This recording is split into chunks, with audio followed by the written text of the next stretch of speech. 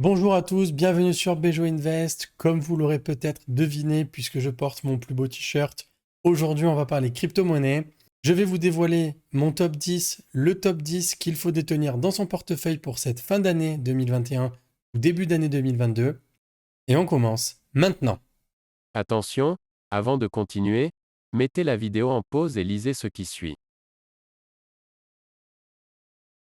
Comme vous l'aurez peut-être compris, j'aime beaucoup Excel, donc je vais vous partager un fichier Excel. Et on va découvrir ensemble le top 10. Donc en fait, je l'ai fait de la manière suivante. J'ai pris le top 10 des crypto-monnaies qui, je pense, ont le plus de potentiel et je les ai classés par ordre de market cap, donc de valorisation globale sur le marché. Vous allez connaître certainement les premières, peut-être un peu moins les dernières. Et on commence tout de suite avec la première crypto-monnaie qui est le BNB. Donc le Binance Coin, c'est un token d'utilité, ce qui veut dire que le fait d'en détenir vous procure une certaine utilité. Cette utilité, c'est d'avoir des réductions de frais chez Binance. Binance est le plus gros exchange au monde. Détenir du BNB, c'est comme si vous détenez une partie de Binance. Il y a beaucoup d'implications dans le fait de tenir du BNB, pas simplement d'avoir des réductions, mais vous pouvez aussi participer à la Binance Smart Chain, investir sur des projets qui ne sont disponibles que sur PancakeSwap, par exemple. La capitalisation boursière aujourd'hui est d'environ 92 milliards de dollars et la valeur du jeton au moment de cet enregistrement est de 551 dollars. Le deuxième coin qu'on va dévoiler, il s'agit de Cardano, le jeton ADA. C'est un jeton d'écosystème. L'écosystème Cardano est un vaste écosystème qui va concurrencer principalement Ethereum, donc qui comportera des smart contracts notamment. Mais je vous invite à aller vous renseigner sur le projet. C'est vrai qu'il a connu une grosse chute au cours des derniers mois, mais il faut savoir que Cardano réagit toujours après tout le monde et les développeurs de Cardano prennent leur temps dans leur développement. Il faut savoir que Cardano a été créé par le cofondateur d'Ethereum, donc je ne me fais pas trop de soucis. La market cap aujourd'hui est de 44 milliards et demi et le prix du jeton est de 1,34 $. Je pense que à ce prix-là, c'est une excellente opportunité car ce jeton, dans les prochains mois, peut-être prochaines années, pourra atteindre les 7-8 dollars, peut-être 15, et l'avenir nous le dira. Le troisième jeton, il s'agit du FTX token, donc le jeton FTT qui est aussi un Exchange Utility Token qui est concurrent de Binance. FTX a pour ambition de devenir le plus gros exchange aux États-Unis, de dépasser Coinbase. Il faut voir les moyens qu'ils mettent pour renommer des stades ou des équipes de sport aux États-Unis. Ils dépensent énormément d'argent en marketing, ils veulent se faire connaître, leur plateforme est très très bien développée et je pense qu'ils ont énormément de progression car imaginez, même si un jour ils atteignent la moitié de la taille de Binance, ils ont encore un gros potentiel pour rallier les 44 milliards de dollars. Donc vous l'aurez compris, il y a potentiellement dans le futur un x8 à peu près à aller chercher sur ce token. Si les plans de développement de FTX se déroulent dans de bonnes conditions, il n'y a pas de raison de voir le token FTX dans les 40 milliards de dollars de capitalisation. Le numéro 4, Elrond EGLD, c'est un écosystème, l'écosystème Maillard, qui propose une application très très simple d'utilisation, nous permet aussi de faire de la DeFi en stackant les EGLD, en apportant de la liquidité ou en farmant les tokens de leur DEX. Donc DEX, un Decentralized Exchange. Donc on peut farmer du token sur Maillard. Le projet est exceptionnel. Je pense que Elrond pourra rentrer largement dans le top 10 des crypto-monnaies aujourd'hui. On voit que Cardano, qui est 6e à peu près aujourd'hui, a une capitalisation de 44 milliards. Je pense qu'un x10 est largement atteignable pour Elrond. Numéro 5, VeChain. Donc c'est un token de supply chain logistique. En fait, le projet VeChain permet d'inscrire dans la blockchain les différentes étapes de création d'un produit, qu'il s'agit d'une montre de luxe, d'un sac, peu importe. Ce token est utilisé aujourd'hui. Donc ça ne m'étonnerait pas.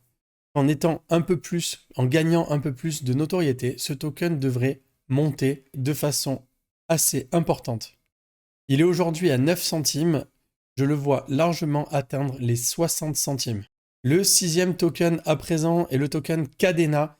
C'est un token qui permet une amélioration des transactions sur la blockchain. Ce token a été créé par JP Morgan, la célèbre banque américaine. Il permet aussi, entre autres, de pouvoir rendre accessible qu'à certaines personnes certaines informations inscrites sur la blockchain, sachant que l'information globale sera inscrite sur une blockchain, sur la blockchain de manière publique. La valorisation totale, elle est autour de 2 milliards de dollars aujourd'hui à un prix de 12,34 $. Je vois facilement Cadena atteindre les 100 dollars dans les prochains mois, voire prochaines années. Le 7e jeton, il s'agit de Holo, le jeton HOT, qui est aussi un jeton d'amélioration qui propose d'améliorer les transactions sur la blockchain. Il est concurrent plus ou moins de Cadena, mais sur des blockchains différentes.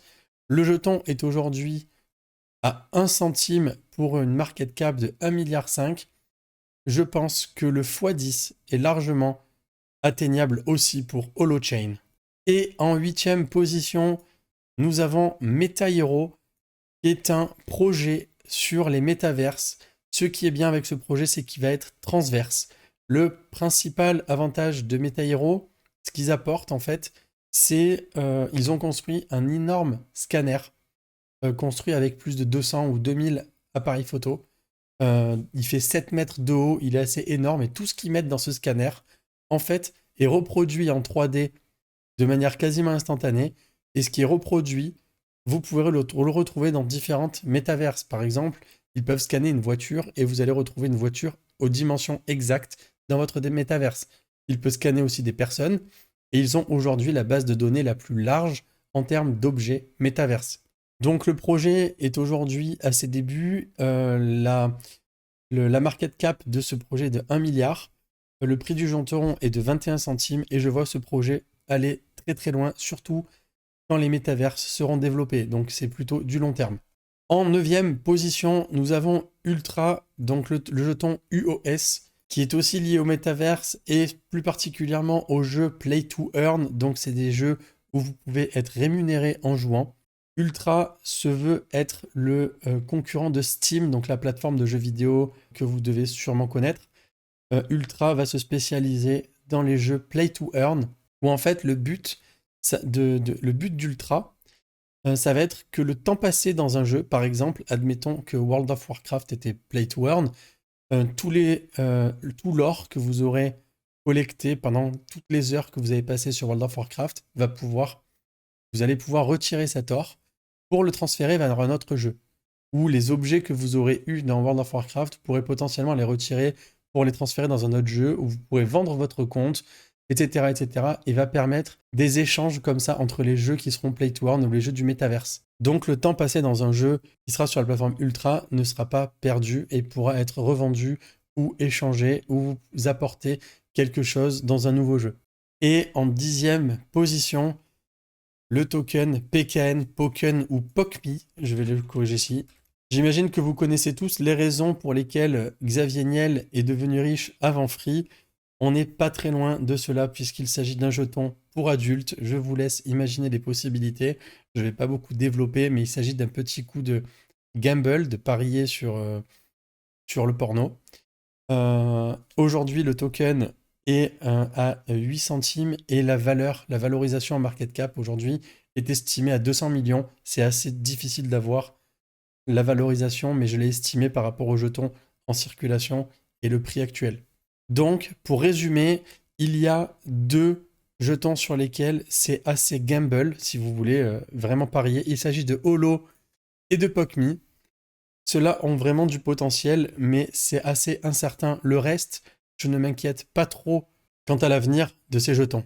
Voilà, j'espère que cette vidéo vous a plu. Si vous avez envie de partager aussi vos cryptos, votre top 10, n'hésitez pas, les cryptos qui vous tiennent à cœur, n'hésitez pas à lâcher un commentaire. Si vous avez aimé la vidéo, laissez un petit pouce et abonnez-vous à la chaîne.